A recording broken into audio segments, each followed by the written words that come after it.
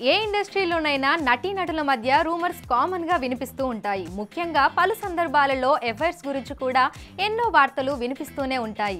Hero heroine ఏదైనా 2-3 సినిమాలలో కలిసి నటించారంటే ఖచ్చితంగా వీరి మధ్య ఏదో ఉందంటూ త్వరలో వివాహం చేసుకోబోతున్నారంటూ పలు రకాల రూమర్స్ సృష్టిస్తూనే ఉంటారు. ఇప్పుడు టాలీవుడ్ లో అలాంటి రూమర్స్ ని ఎదుర్కొంటున్న వారిలో విజయ్ దేవరకొండ, రష్మిక కూడా ఉన్నారు.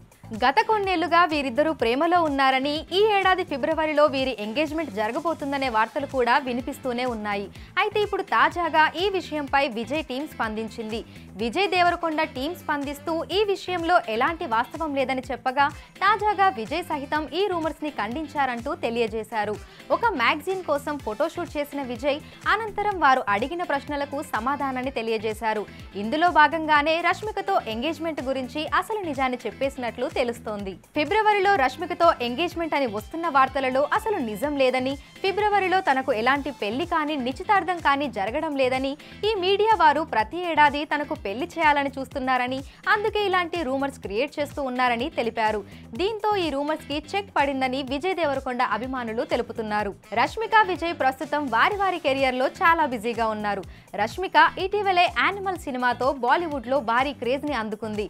టాలీవుడ్ లో ప్రస్తుతం పుష్ప 2 సినిమాలో బిజీగా ఉంది. విజయ్ దేవరకొండ సినిమాల విషయానికి వస్తే ఫ్యామిలీ స్టార్ అనే సినిమాలో నటిస్తూ ఉన్నారు. ఈ సినిమా ఈ ఏడాది విడుదలకు సిద్ధంగా ఉంది. అయితే అభిమానులు మాత్రం వీరిని జంటగా చూడాలని కోరుతున్నట్లు ఎన్నో సందర్భాలలో తెలియజేయడం జరిగింది.